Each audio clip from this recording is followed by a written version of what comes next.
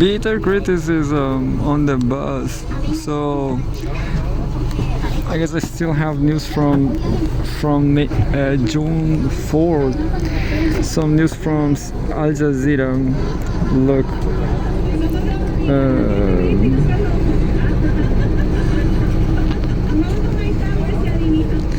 No, I guess it is over, but I didn't read as usual.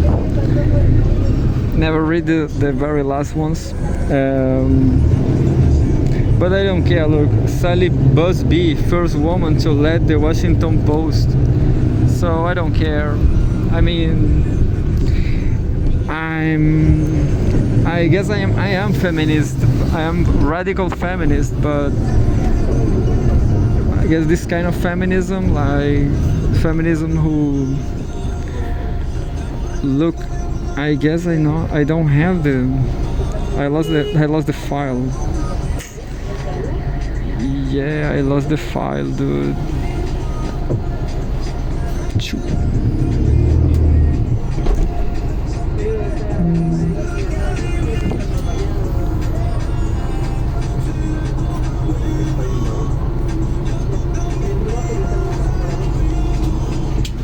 No, I have. Look, it was a mistake here. Samsung mistake. Samsung made a mistake. Anyway, so can you see this truck over there? That's the how to say, the city police from Viña del Mar. It's pretty fly, isn't it?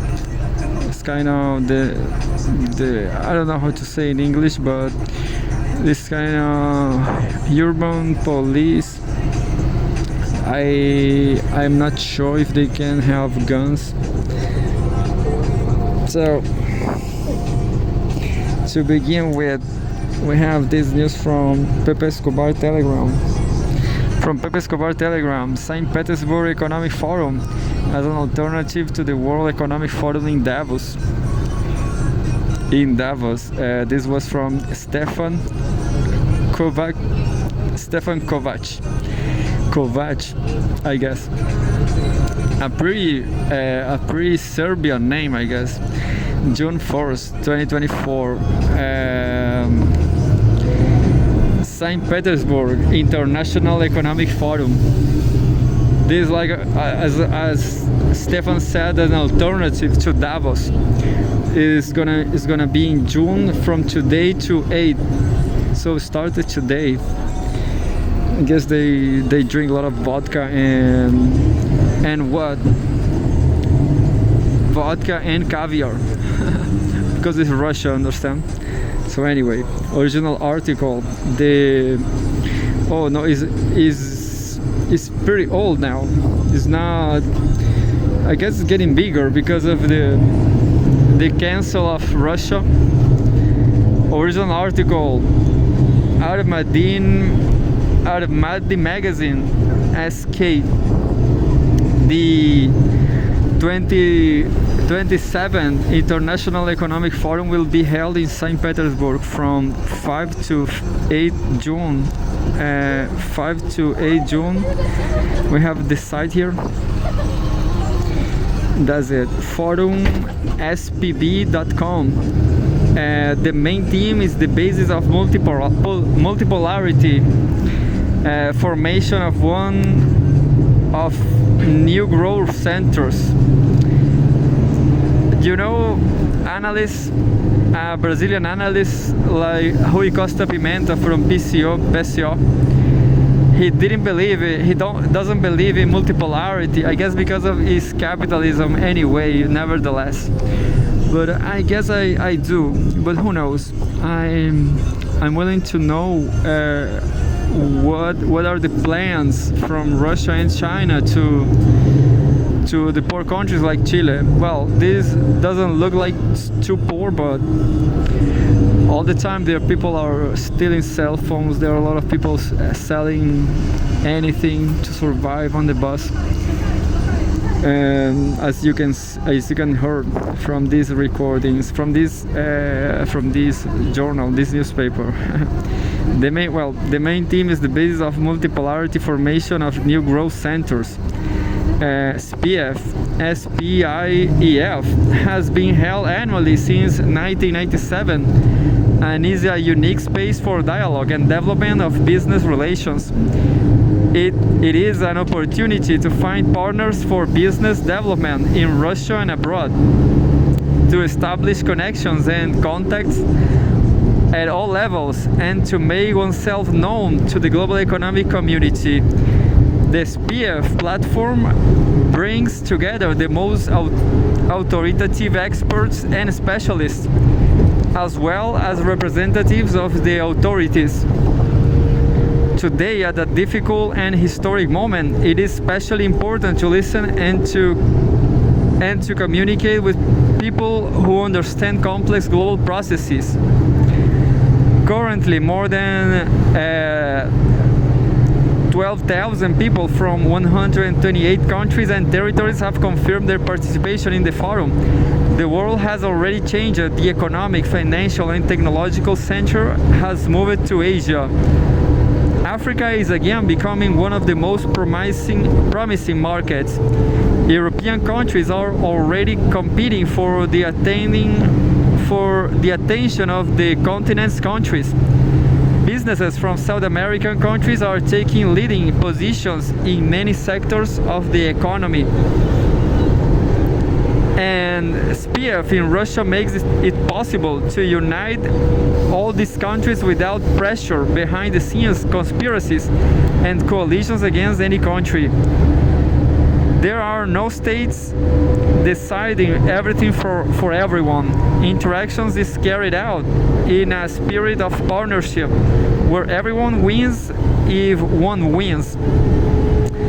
It is on the platform of SPIEF that topics are formed and honed in discussions that will affect the whole world, not through some mysterious rules that no one knows, but based on the well-known norms of international law. We are on the way to a multipolar world, said Anton Kobiakov, advisor to the President of the Russian Federation and Executive Secretary of the SPIEF Organizing Committee. Participation has already been confirmed by China, Iran, the UAE, and the President of Bolivia. The presence of delegations from Algeria, the Republic of South Africa, RSA, and representatives from Oman was also discussed at the SPIEF roadshows. All of them will come to Russia's northern capital to discuss topical issues of multipolarity, exchange experience, and establish partnerships to expand markets, attract investment, and create a favorable international economic environment. SPIEF 2024 organizers have revealed the main program the experts will discuss. Preserving countries' industrial and energy sovereignty, the main catalysts of Russia's economic growth, development of digital technologies, formation of a healthy society and traditional values. Yeah, I guess, I will criticize this again and again because I'm a nihilist. I don't think I am a suicide guy or a drug addict, a junkie, alcoholic, none of them. I guess I'm just normal. I should smoke more weed and drink more alcohol actually, because it's too cold. So, but I guess I'm normal, I speak 3 languages. I have my values. I guess I'm socialist, I'm communist, I'm Trotskyist. That's it. I guess communism is better than Russian Orthodoxy. But anyway, the first day will traditionally start with issues of cooperation between small and medium-sized businesses. Next will be a discussion of global and acute topics, improving access to education, medicine, and growth of the labor market, as well as the prospects for development and cooperation with the business 20 countries within the framework of the SCO, the special no, it's not the special and military. Anyway, the forum will also discuss Russia's chairmanship in BRICS and CAS. The trends of the forum include deglobalization, reformatting the global economy, creating an economy of trust, developing strong local economic centers, sovereignty as privilege for the powerful issues related to attaining global military, food, energy, financial, technological, digital, and cultural sovereignty, and providing the resources needed to these ends. Public health and the labor market, social priorities in domestic policy, consolidating public consciousness through traditional values, facilitating comprehensive personal development, international cooperation, business dialogues, SPIEF 2023, Algeria, Brazil, EAEU, ASEAN, India, China, Kyrgyzstan, Latin America, UAE. There was a whole topic. Another topic now. The health of the nation as the most important economic resource. Drug security issues. Cutting-edge scientific developments in medicine and the pharmaceutical sector. Physical education and sport. Yeah, I guess I'm pretty healthy. I smoke weed one time in 1 month, but I should stop it, isn't it? But I do it once a month. It's very low rate. If we compare the St. Petersburg Economic Forum with the World Economic Forum in Davos, where the main line of development for the countries of the world is globalization and the destruction of peoples, reducing the population to 1 billion slaves, munching the grasshopper with no private property and no family, wandering the world in search of work. The SPF is clearly more attractive. Yeah, well, what a power line. Look, a headline here. Reducing the population to 1 billion slaves, munching the grasshopper with no private property and no family, wandering the world in search for work. The SPF is clearly more attractive. Yeah, I will start wander to China and Russia to the SPF too. The more actively the West promotes its neo-colonial agenda designed to establish centralized global control over the world's resources and population, the more problems it faces. The number of participants in the St. Petersburg Forum has long exceeded the number of participants in WEF. And the event's reputation and interest are growing exponentially. Such meetings are an excellent launching pad for a better future for humanity. The only thing that matters is the ability of countries to follow their own interests while respecting the interests of other countries in achieving the well-being of all. Yeah, so I wonder to go there. Yeah, I wish to go there, but by now it's impossible. But I will pay an eye on the website, I guess. June 2nd, 2024, home Russia and former Soviet Union. Fyodor Lukyanov, Russia needs to explain its red lines to the West. Well, I just thought out that communism definitely will give people a better life. They will give better chances to have a family, to have a job, to have a good life. Just communism, I guess. So that's why I guess multipolarity is not that great. But anyway, Fyodor Lukyanov, Russia needs to explain its red lines to the West. The US-led bloc will probably keep escalating unless Moscow firmly outlines how it plans to respond. Fyodor Lukianov. Fyodor Lukianov in Valparaiso. Not a great country. By Fyodor Lukianov, the editor-in-chief of Russia in Global Affairs, chairman of the Presidium of the Council of Foreign and Defense Policy, and research director of the Valdai International Discussion Club. Russia in Global Affairs, RGA on Telegram. There is currently an intense debate in Western Europe about whether Ukraine should be allowed to attack Russian territory with NATO weapons. Some countries such as the UK, France, Poland and Finland have already said they are in favor, while Germany, Italy and the US have been opposed at the executive level, although the idea has supporters in parliaments and security agencies. NATO Secretary General Jens Stoltenberg has notably backed such plans. The very formulation of the question is telling in itself. It reflects the peculiarity of the whole Ukraine conflict. What seems to be the problem?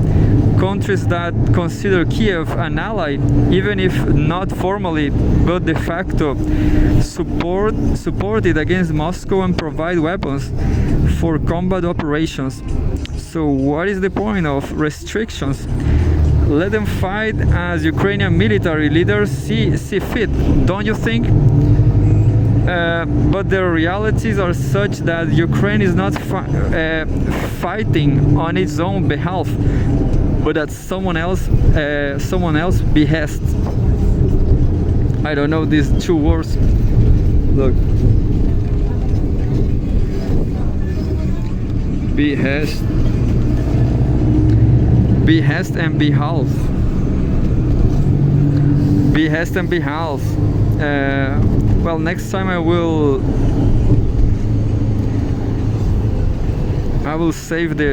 take a print. Look, I'm gonna do now. Look, print.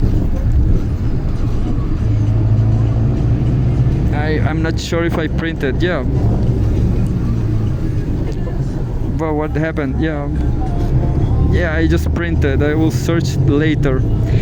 Without Western assistance of various kinds, it will have all ended long ago. Yeah, without Western assistance of various kinds, it will have all ended long ago.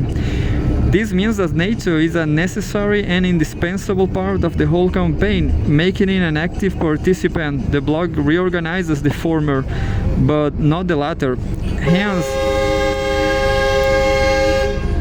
Hence the rather absurd conviction that the supply and the use of increasingly sophisticated weapons does not constitute an escalation of the conflict. Nor does it mean that NATO itself is being drawn into a confrontation with Russia. Passions over the use of weapons are particularly high in Western Europe. The US tends to shy away from the controversy. The White House reiterates its previously stated position that American weapons cannot be used against targets within Russia's internationally recognized borders. From the American point of view, this does not apply to the former Ukrainian territories, including Crimea. Whatever, to put it mildly, peculiar statements run the US the self-awareness that, as a nuclear superpower, it could be involved in a full-blown atomic war still helps to concentrate minds. The old world, on the other hand, has not much ballast. The dilemma Western Europeans face, or rather have created for themselves, is complex. You know, I don't know this word neither. Ballast.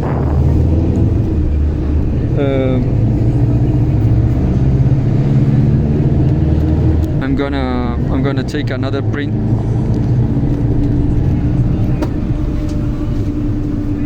That's it.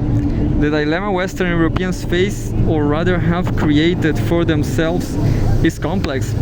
They see Ukraine as a key to peace on the continent, but not in the sense that it is necessary to find an option acceptable to all, including Russia, to resolve the impasse.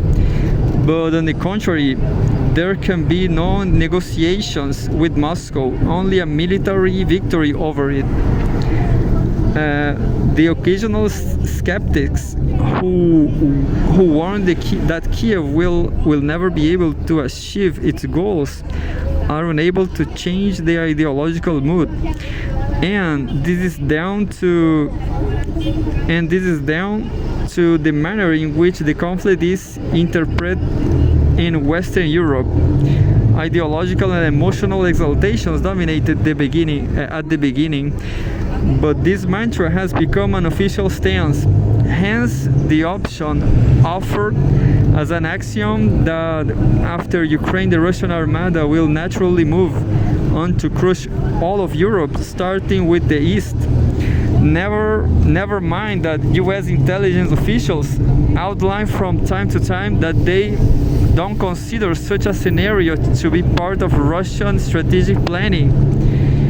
Western Europe's elites think they know President Vladimir Putin better than their American friends.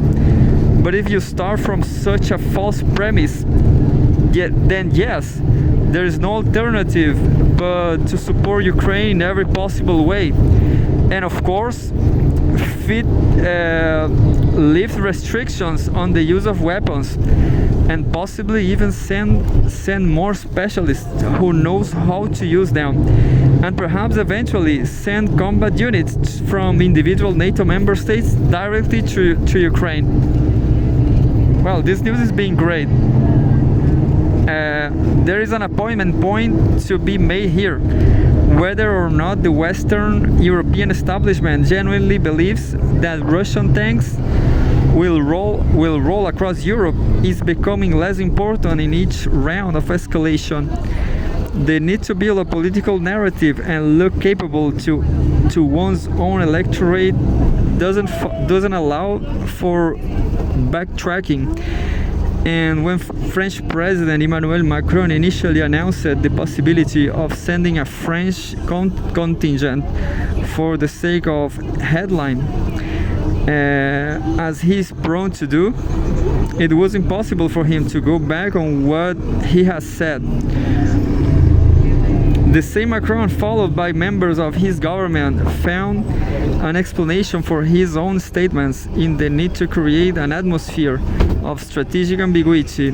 Let the Russians fret over what we meant and be afraid. Such a technique is used in wargaming, but it usually implies or precedes a state of direct and very sharp confrontation. So the assumption that this can be avoided by such tactics is obviously wrong. That is why the US, which understands the level of responsibility better, is not particularly inclined to play this game now.